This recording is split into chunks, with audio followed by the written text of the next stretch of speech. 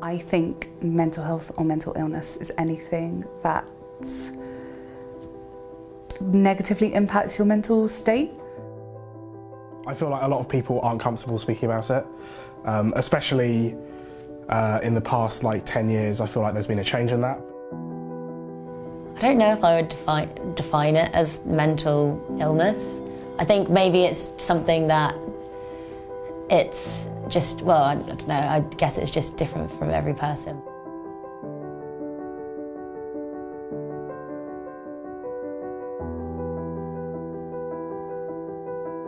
Mental health is often thought of as a difficult topic to discuss, which is strange considering it affects 1 in 4 people. The way you think and how your mind works makes you who you are and controls every aspect of your life. The way you sleep, the way you eat, the way you interact with others, and how you talk and how you walk. Mental health can consume its sufferers and deprive them of enjoying the world around them.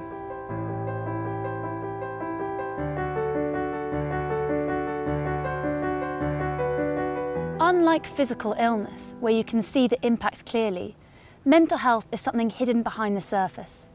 Something far more difficult to see, to understand, or to show.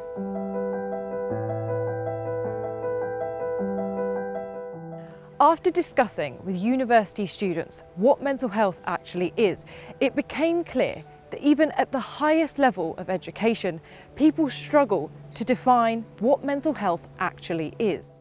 Mental health is to do with one's well-being in a non-physical sense. So in the same way that you can hurt your arm or whatever.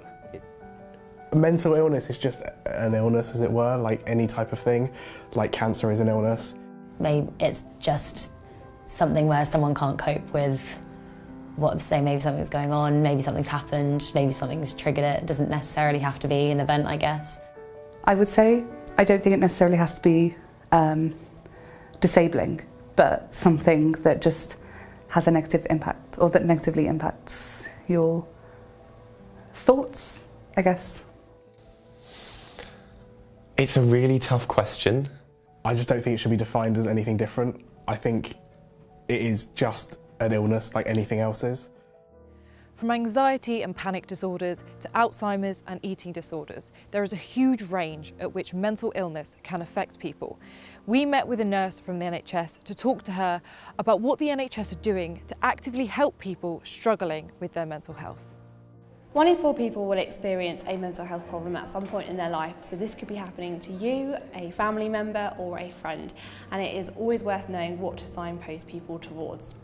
There is an app called Headspace, which is a really good one to know about. It does come at a fee, but actually some places of work offer it free, so it's always worth asking occupational health if it's something that your place of work offers.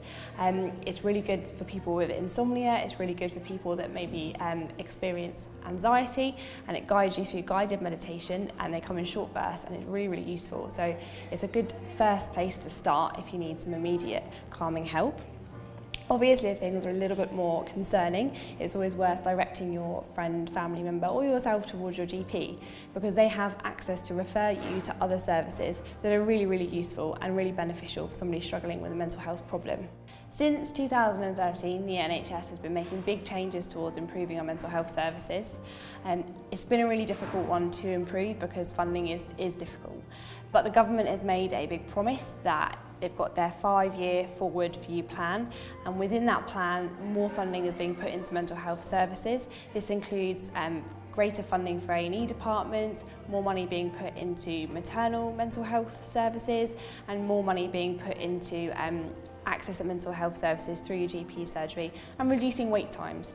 At the moment, there can be a long wait, and you are supported through that long wait, but one of the aims of this project is to nearly halve those wait times. Also, don't ignore the men in your life. There's often a big assumption that women are more chatty and talkative about the idea of mental health, but actually men experience mental health as well, and actually they are often the people stereotypically that talk about it less. But that doesn't always mean that someone doesn't want to talk about it and doesn't need help. Surveys suggest that over 75% of young people believe there's a stigma attached with mental health. This lack of understanding and these perceived negative connotations may stop sufferers getting the help that they really need. I think people tend to think it's less so with our generation, but I think older generations definitely think, oh, we had it worse, or you're just exaggerating, or it's not that big a deal, when actually it is quite a big deal, and it's not just a bit of a worry or a bad day. Often it can be seen as a cry for attention that's unnecessary. People don't understand sometimes unless they've had personal experiences with it. No, there's definitely, because it's not such a visible illness as breaking your arm, for example, is, I think there's certainly a stigma around it being a real illness, people not thinking or treating it as such. I think it's more though that people don't feel like they can come forward with it. So people who suffer from mental illness, they feel like they can't come and find the support that they need, and they can't open up about what they're feeling or what's happened to them, and so that's what I think makes it worse. This lack of understanding causes lack of empathy, and this lack of empathy therefore creates a stigma. I don't think there is as much now as there was perhaps 10 years ago. I think there is an understanding of mental illness as a serious issue. That's evident in the way, for example, universities handle mental health. The event today is all about destigmatising and also kind of normalising mental health issues and wellbeing issues at the university. It is something that most students will experience, and we just want to make sure that students are aware of all the support that's available. We're developing a much better relationship with Enabling, trying to work together to offer a university-wide mental health support offer, because I understand at the moment it can be fairly confusing knowing where to go and when.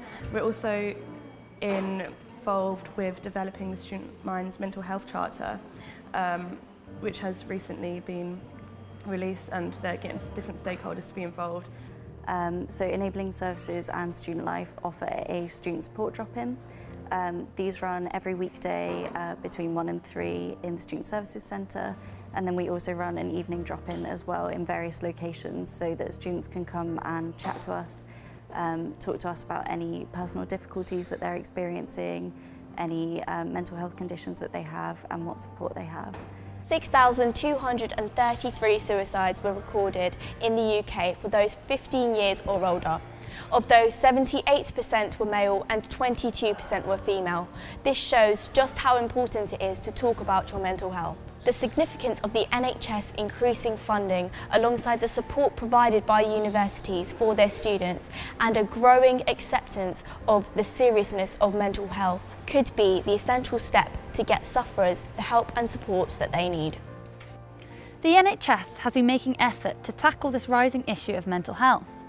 In October 2014, NHS England and the Department for Health jointly announced an £80 million fund to improve access to mental health services. We all go through stuff, everyone has a story to tell. I think it would be easy to assume that people with mental health struggles were the only ones with a story, but actually everyone has a story, everyone's going through something in their life, and I think the benefits of talking about that is that people don't feel alone, people feel connected. Touch Network is a not-for-profit that exists to bring people together to share real-life stories. We run events in coffee shops, restaurants and bars where people buy tickets and come along and listen to 4 people tell their story of inspiration and hope and how they've got through a troubling time in their life.